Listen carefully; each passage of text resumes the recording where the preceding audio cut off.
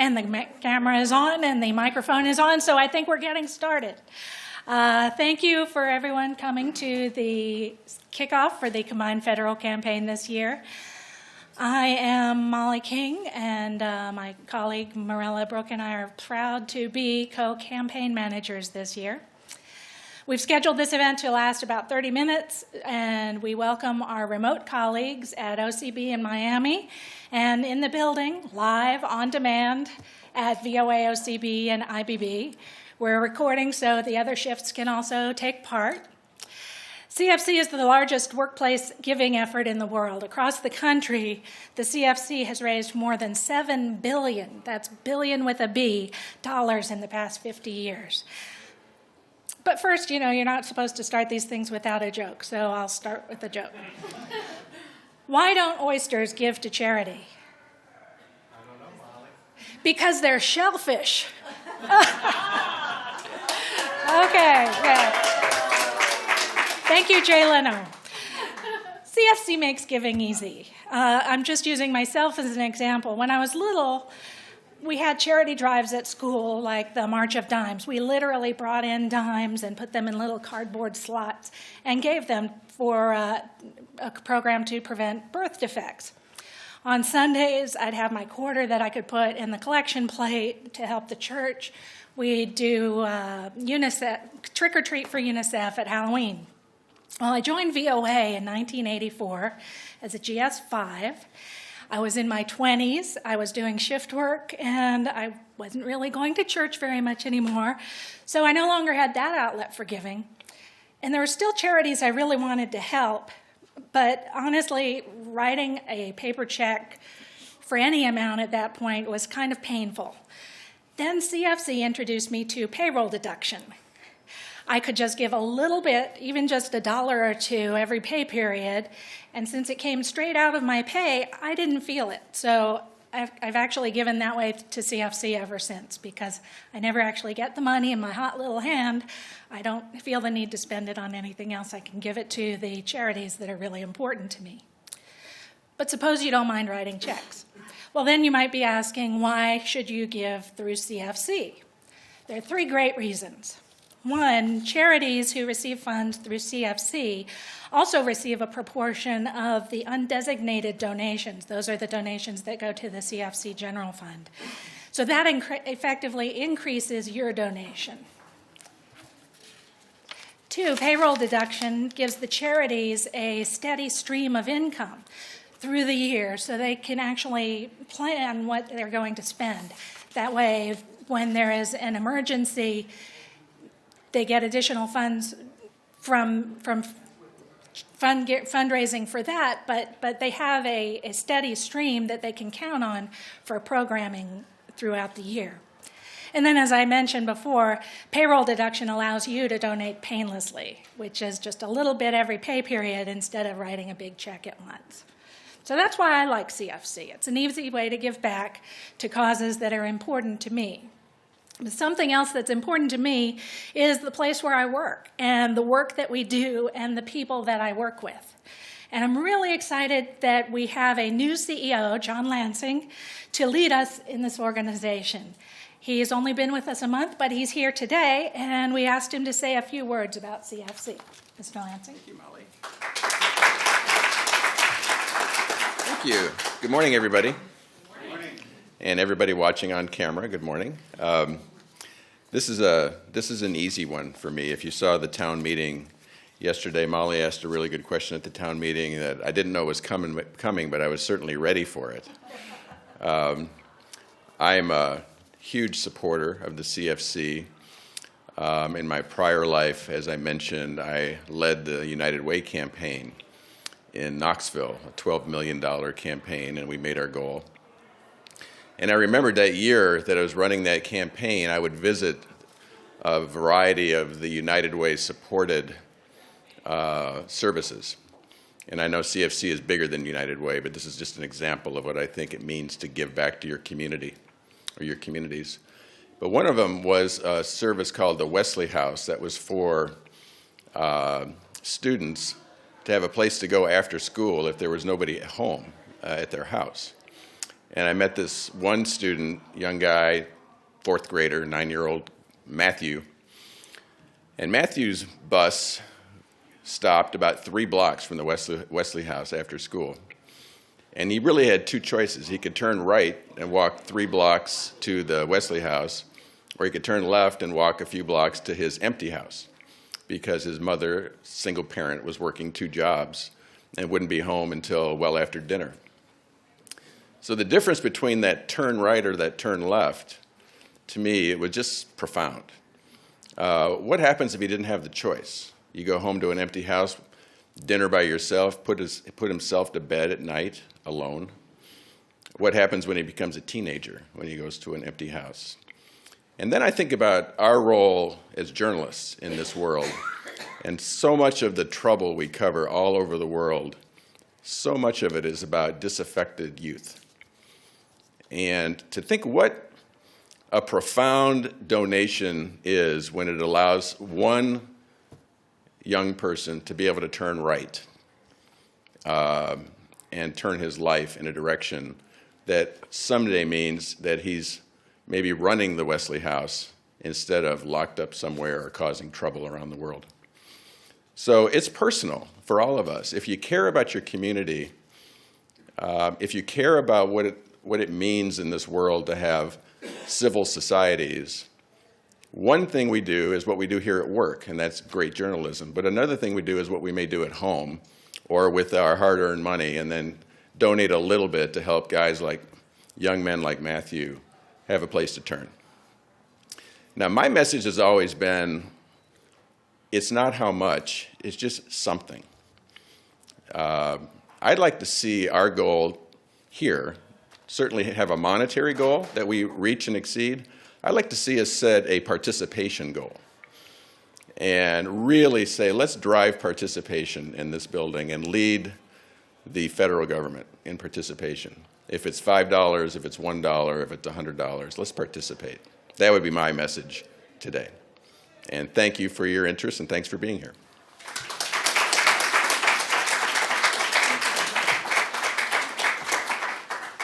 Thank you so much. We're really excited about working with you this year. And we actually have some fun things planned. The East Asia Division is hosting its 8th annual CFC Bake Sale this year in the coming weeks, and I know we're all looking forward to those tasty goodies. And we'll also have the mini carts coming around, going through the hallways with treats and healthy snacks in return for your healthy donations. And we'll be raffling off, thanks to Michael Richmond. I don't know if he's here yet. There he is. Michael, you want to come up and talk about another fun thing? Yeah, come on up.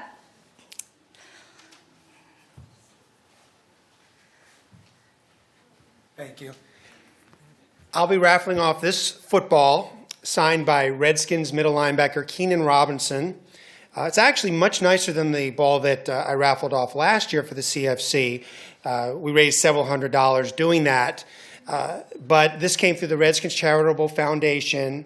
Very thankful to them. Second year in a row they've done that. I'm certain they're going to continue contributing this in the ensuing years. But raffle tickets will be $5 a piece, and we will be kicking this off, literally and figuratively. That's great. And we're ready to go. Yay, thank you. And who knows, we may even find a couple of other items to raffle off. And we'll also plan for a winter carnival in December to wrap things up and prepare for the holiday season. But in all the fun, it's easy to lose track of why we're doing this, which is to raise money to help people. We all benefit from charities, whether it's medical research or nature conservation or disaster recovery.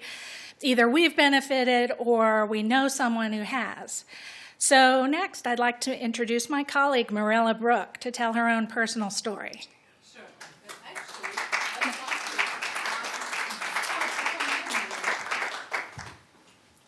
hi, everyone. And we know each other for so many, many years. The reason why I asked Scott Beal, and Scott will introduce himself shortly, is because amazing thing happened. I came to United States back in 1993 as a refugee from Bosnia. So I was resettled through International Rescue Committee with my husband and my sister. We came from Bosnia to Croatia, and then we were picked up and put on the plane, and we landed in New York, and we didn't know anyone in New York. So we lived for 3.5 years in New York, and before that, in 1990, I graduated journalism in Sarajevo. So I crossed paths with a colleague from the Croatian service who said, oh, the Bosnian service is opening, so you might want to apply. That's how I moved with my family from New York to DC, and from now on, I'm here. What happened is amazing. While we were here, the Dayton Peace Agreement in Bosnia was signed in 1995. So my mother-in-law lived by herself in her apartment, in the apartment building when my parents lived. So we left our parents behind. Scott came to Bosnia in 1996 and 97. And by accident, he rented my husband's room from my mother-in-law. And I heard about Scott, and Scott came to visit my mother-in-law in 2007 when she came to visit us here, and she can speak English, so my daughter was translated. So I never saw Scott. We exchanged emails, we talked on the phone, and he visited us for a couple of hours. This October, I went for a business trip to Balkan, and I was away. So Molly was scheduling all the events and speakers for the event. And just by accident, this is not scheduled. This just happened. Out of 20,000 charities, Molly picked Scott as one of the speakers to come to speak. And I said, oh, Scott Beal? He rented my husband's bedroom while I was refugee. And at that time, even the electricity was cut in the, if you remember, because electricity was cut only from my mother and father apartment and my mother-in-law apartment, because they heard American lives in the, and they have money, and their kids are in the United States, so they get, so many things came at this very moment, and I'm really blessed to to do this, to know all of you, and for you to be able to come, and for Molly to pick you out of so many other names. So in short, that's my stories, and I will leave Scott to continue. Great, thank you, Marie. It truly is a small world. That however many years ago, in 1996, 97, I was an international volunteer. And I went to Mostar, Bosnia, first to work at a youth house, and then later to work with OSCE doing election work. I actually dropped out of Georgetown University to go and do election work in Bosnia. I think it was an accident that they hired me there. What I saw there in my time in Bosnia eventually led me to work in the White House, with President Clinton, to work at a nonprofit called Ashoka, which is also in the CFC, and later to work at State Department. In my time at State Department, what I saw in India and Bosnia and Colombia and Mexico, other countries I've lived, was that talent's universally distributed in the world. All around the world, you meet smart, talented, passionate people who want to make the world a better place. But opportunity's not. I'm sure as journalists, and particularly how international the room is, you know this from your own personal experience. Myself, as a white male born to a middle-class family with a U.S. passport, I can go to 160 countries without even needing a visa. But when you meet a nonprofit leader in Bosnia or in India or in China or Mexico, they don't have those same opportunities. While talent is universally distributed, opportunity is not. So I left my job with the Department of State to launch Atlas Corps. We're part of the CFC. It's 35006. We're celebrating our 9th year right now. And the ideal is to find the most talented social change leaders, no matter where they may be, no matter what their passports they may hold, no matter what social issue that they may be working on, and give them an opportunity to come to the United States to develop their skills, but also to share their passion and knowledge and experience with U.S. organizations. Not just another way for Americans to teach people overseas, but a new way for us to work together across borders on the world's most critical social issues. In fact, when I was developing this in India, I described it as a reverse Peace Corps to a friend of mine in India. And he said, I like your idea, but why are you against peace? That's not what we are. What we are, rather, is a leadership development organization that has been partnered with the White House and State Department to identify the world's best social change leaders. They come and serve at organizations like the American Red Cross, Ashoka, the Malala Fund, even a homeless shelter in D.C. called Miriam's Kitchen. And we appreciate all of our partners and old friends and investors and supporters and donors who give through the CFC or who volunteer through our work at Atlas Corps, because every one of those donations, no matter what the organization makes a difference. So my wife still works in the federal government. We still give via the CFC ourselves. So I'll stick around afterwards. I don't want to take too much time to tell you more about Atlas Corps. We have a table. But I encourage you to give. I encourage you to give to organizations that you're passionate about, and at least with Atlas Corps, to find organizations that invest in leaders and individuals to address these social issues all around the world that we care about. Thank you for the opportunity.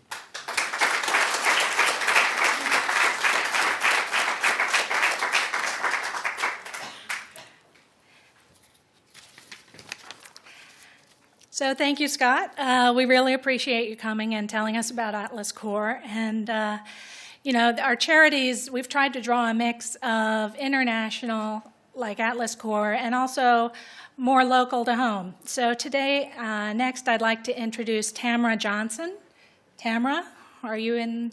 There you are, okay. Tamara is Director of Marketing and Communication at Covenant House, Washington. Tamara is actually one of our own in that she has a master's in journalism from Michigan State and worked as a morning news reporter in Grand Rapids before stepping up into the nonprofit sector. So Tamara, thanks for being here. Thank you. Well, thank you very much for having me. As we mentioned, Covenant House Washington is a local nonprofit that serves youth 18 to 24 who are homeless and disconnected around the area. But Covenant House itself, there is Covenant House International, so we do have sites all around the country. We also have some locations in Canada as well as Latin America. And so our mission is strong to help serve young people who, for whatever reason, are disadvantaged. But here locally in D.C., we are able to provide services to put a safety net under young people who have experienced homelessness, who for whatever reason are disconnected in their community. And we do that in a variety of different ways. So we have Safe Haven, which is our immediate housing facility for young people who are homeless. They can come and stay with us for up to 90 days through that program. Our goal through that is to transition them into a position where they are self-sufficient and eventually move on to their own independent living or into a transitional living environment. And they can do that through our transitional housing program, where that's called Rites of Passage. Youth can stay with us for up to 2 years in that program and work to get on their feet. And then we also have a variety of just come around them services that actually help them learn the tools that they need to be self-sufficient. We do that at our service center that's located on Mississippi Avenue in Southeast DC. Their youth can have access to educational programs where they can complete their high school education and get their GED. We also have adult basic education classes there for young people. We have what we call our Job Readiness Center, where we connect them with employers in the community, help youth put together a resume. You know, oftentimes when you haven't been taught, that's a hard thing to do. We have a very generous community who provides us with donations so that we can give them clothing to go out and do job interviews. We also work and do mock interviews and things like that with them as well. Also in that same building, we offer a child development center, because what we find is a lot of young mothers oftentimes aren't finishing their education because, you know, I have a child at home. How can I actually leave them and go on to school? And so that kind of breaks away that barrier for a lot of our young mothers and even some young fathers so that they can leave their children and go upstairs to class. Often one thing that we found, too, is that it's nice to try to catch the youth when they're younger so that they don't wind up dropping out of school, and leaving school behind. So we actually have a preventative program where we go into middle schools and work with middle schoolers. We take the simulated babies in and talk to young girls about early pregnancy and what they can do to prevent that. Just talking to them about how to make positive life decisions so that the different things going on around them don't actually veer them off course. We obviously want to see all the youth finish high school. And so I think the most important thing, our CEO says it all the time, is that there's nothing magic about a bed.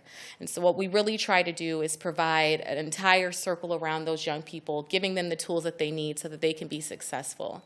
And I appreciate the introduction because it actually gave you some information about me that I probably wouldn't have brought up otherwise. But I did start my career as a journalist. That was something that I felt called to do. I could tell you at the age of 18, that was my dream. I wanted to be on TV. I love people. I love telling people stories, and that was something that I was passionate about doing.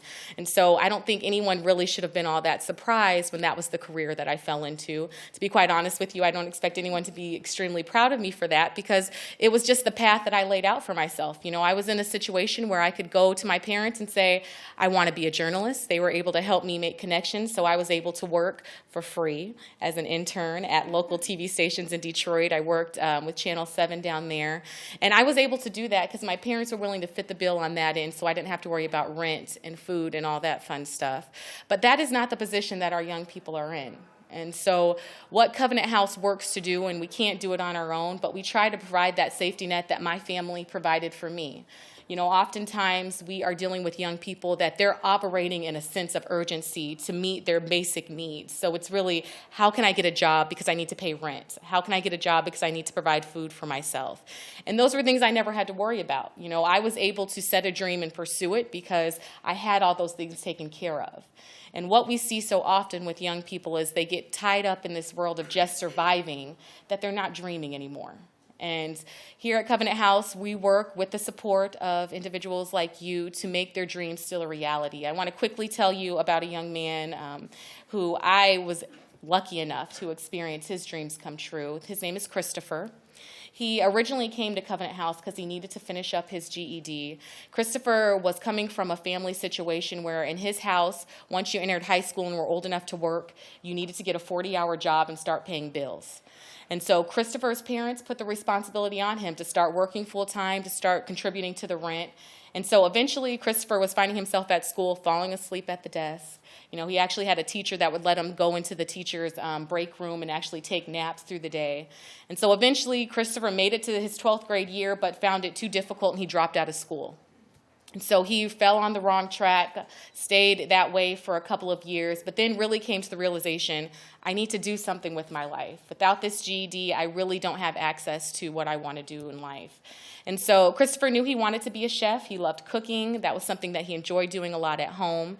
And so when he came to Covenant House, we sat down with him and really started looking at his career goals. We knew he needed to finish his GED, but he also needed to work. He didn't have the luxury of just getting up and coming to class every day. He needed to be working along with that.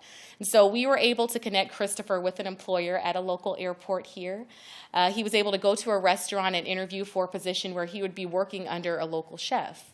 And that chef, after sitting down with him, asked him, you know, do you have any professional experience cooking? And of course he didn't. You know, it was just a love of his. So the chef actually took him in the kitchen, asked him, you know, try making something. I want to see how you prepare a meal. And that chef was very impressed with Christopher's, obviously, knowledge around the kitchen, knowledge of spices and different ingredients to go into the food. And so he ended up giving Christopher the job. And Christopher is now working under a chef, so he now has a mentor like I had at those news stations when I was able to intern with them. And I tell that story to really say that because Christopher was able to put himself in a position where the educational piece was taken care of, he was able to secure a job for himself, now he can start working towards the dream. And that's really what we all want for all of ourselves, all of our children, is to be able to set a dream and work towards it. And it's my personal belief that if you're not working towards something that you're passionate about, it's very hard to give back to others. And so we want to put our young people in a position where they can give back to their community, just like you all are now in a position where you can give back as well. So I encourage you to please stop by our table that's out front. It is Covenant House, Washington.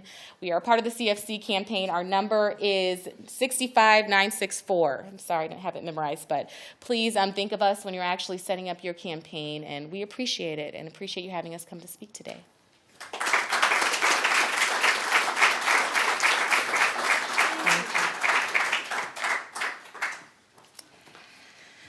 Wow.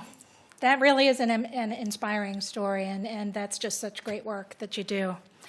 So clearly there are great reasons here and out there in the hallway and in the catalog of caring, which looks like this. You should see them around with your key workers. There are great ways to give back to through CFC. So how? How can you ask? How, you may ask? We make it so easy. You can do a paper pledge. Old school, fill out one of these forms. You can do online. You can do one-time pledge or payroll deduction. The options are limitless. So first, you pick your charities. You can go through the catalog of Caring, which has about 4,000 charities, but then you can also, if you don't find what you like in here from the local and international charities to choose from, there are more than 20,000 charities listed on cfcnca.org. That's cfcnca.org. More about that site later. And the universal giving option of those 20,000 charities lets you designate charities from maybe your hometown. Maybe there was a hospice that was really helpful to your family in Pennsylvania as someone was passing on, or maybe you attended a great after-school program in San Francisco or something like that. Find your charities and write down the codes. Get the codes, and then you can make your pledge. So you start with the paper pledge. You get a form from your key worker. We have about 50 of your colleagues, your coworkers, have volunteered to help with the CFC campaign. So they should be in contact with you in the next week or so. Then you fill out your form the old-fashioned way and give it over to turn it into your key worker. And you can use the paper pledge for a one-time donation or payroll deduction, and you're done. Or you can go online. Remember, cfcnca.org. The URL will be on the card, a little information card that your key worker will give you. You can go to the website and click on Donate Now. Register if you haven't done so in the past, and you can make a one-time pledge or click through to MyPay to set up a payroll deduction. So then there's MyPay. It's just like when you go to look at your pay statement, you go to MyPay and log in, and once you're there, there's an option to set up your CFC donation for 2016. Decide how much you want to donate every pay period. Put in the charity codes. You can actually donate to up to 30 different charities through MyPay and decide how much you want each of them to get. So say you feel like you can afford to give $10 a pay period, $10 every 2 weeks. That's just $1 for every day that you come to work. You might pick 10 charities and give each one $1 every pay period for 26 pay periods. So at the end of the year, you've given 10 charities $26 each and made a $260 difference in the lives of people and in the charities that you're donating to. That's less than a cup of coffee a day. So paper pledge or online at cfcnca.org or MyPay for payroll deduction. Ask your key worker, ask Morella, ask me. If you have any questions, it's Ana Lopez at OCB in Miami. Hi, Ana. And thank you to all of our guests for being here today, and thank all of you for considering a donation to CFC. Together, we make it possible. Now, please enjoy a cup of punch and a cookie as you explore the charity fair, and thanks again.